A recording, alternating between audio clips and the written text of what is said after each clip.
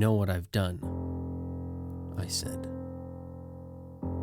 We had turned off the avenue, and I could see ahead of me a long row of doubled columns on the facade of the Royal Museum. "You removed your coffin as I warned you." "Yes," he answered.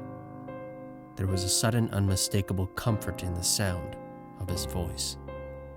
It weakened me. But I was simply too remote from pain, too tired. "And yet you are here with me now. Do you mean to avenge them?" "No," he said. "They were your fellows. You were their leader," I said. "Yet you didn't warn them I was out for them, as I warned you." "No," he said. "But surely you despise me for it. Surely you respect some rule, some allegiance to your own kind." "No," he said. It was amazing to me how logical his response was, even though I couldn't explain it or understand it.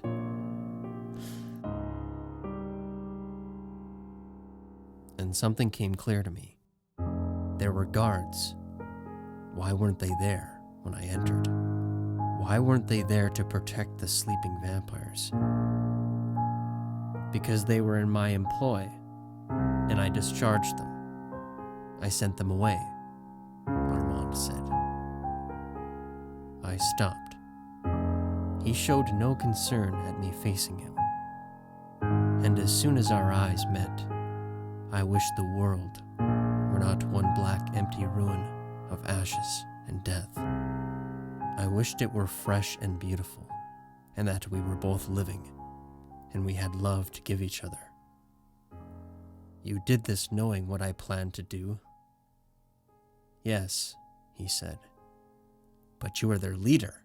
They trusted you. They believed in you. They lived with you." "I don't understand you. Why?" "Think of any answer you like," he said calmly, as if he didn't wish to bruise me with any accusation, but wanted me merely to consider this literally. "I can think of many. Think of the one you need and believe it. It's as likely as any other. I shall give you the real reason for what I did, which is the least true.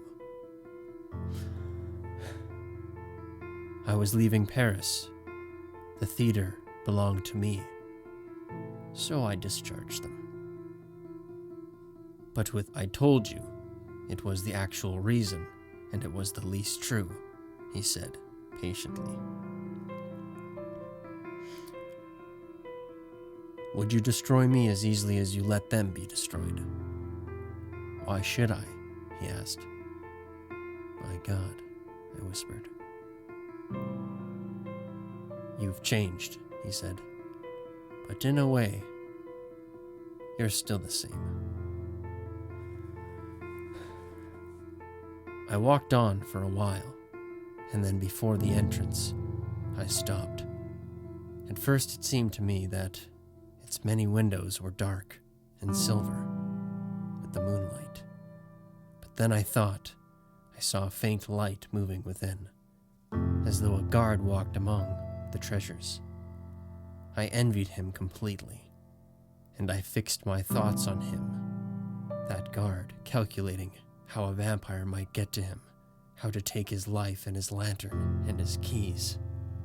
The plan was confusion. I was incapable of plans. I had made only one real plan in my life, and it was finished. And then finally I surrendered. I turned to Armand again and let my eyes penetrate his eyes, and let him draw close to me as if he meant to make me his victim.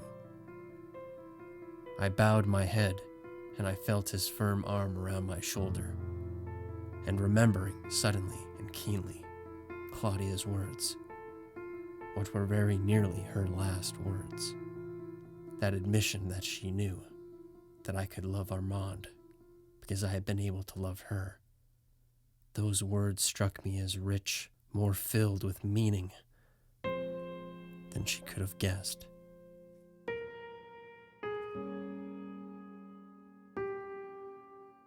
Yes, I said softly to him, that is the crowning evil, that even we can even go so far as to love each other. You and I. And who else would show us a particle of love, a particle of compassion or mercy? Who else, knowing us as we know each other, could do anything but destroy us? Yet we can love each other. And for a moment, he stood there, looking at me, drawing near, his head gradually inclining to one side, his lips parted as he meant to speak. But then, he only smiled and shook his head.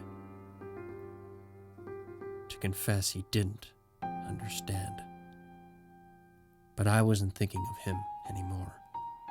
I had one of those rare moments when it seemed I thought of nothing. My mind had no shape. I saw that the rain had stopped. I saw that the air was clear and cold, that the street was luminous.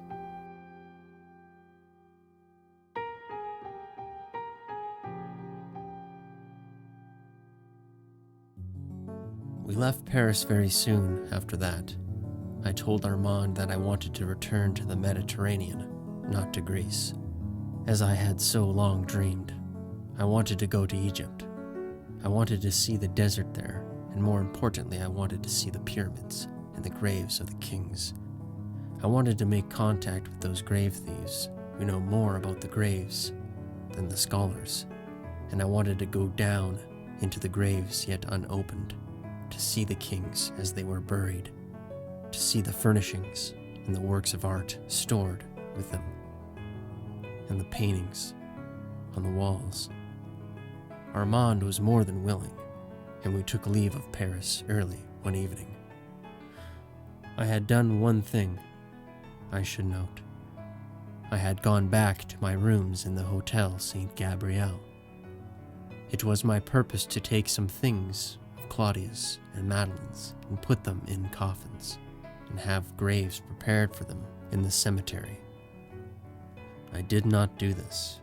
I stayed a short while in the rooms, where all was neat and put right by the staff, so that it seemed Madeline and Claudia might return at any time. Madeline's embroidery ring lay on her bundles of thread on a chairside table. I looked at that and everything else, and my task seemed meaningless.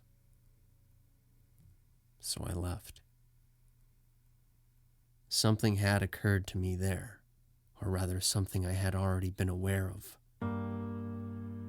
I had gone that night to lay down my soul, to find some transcendent pleasure that would obliterate my pain and make me utterly forget even myself. I've been upheld in this, as I stood on the sidewalk before the doors of the hotel waiting for the carriage that would take me to meet Armand.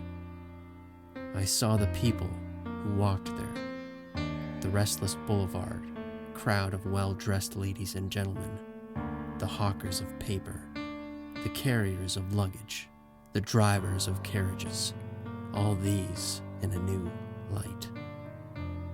Before, all the art had held me for the promise of a deeper understanding of the human heart. Now the human heart meant nothing. I simply forgot it.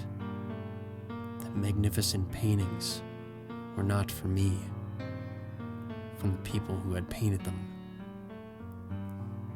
They were cut loose and dead, like children turned to stone, like Claudia, severed from her mother, preserved for decades in pearl and hammered gold, like Madeline's dolls, and of course like Claudia and Madeline and myself. They could all be reduced to ashes.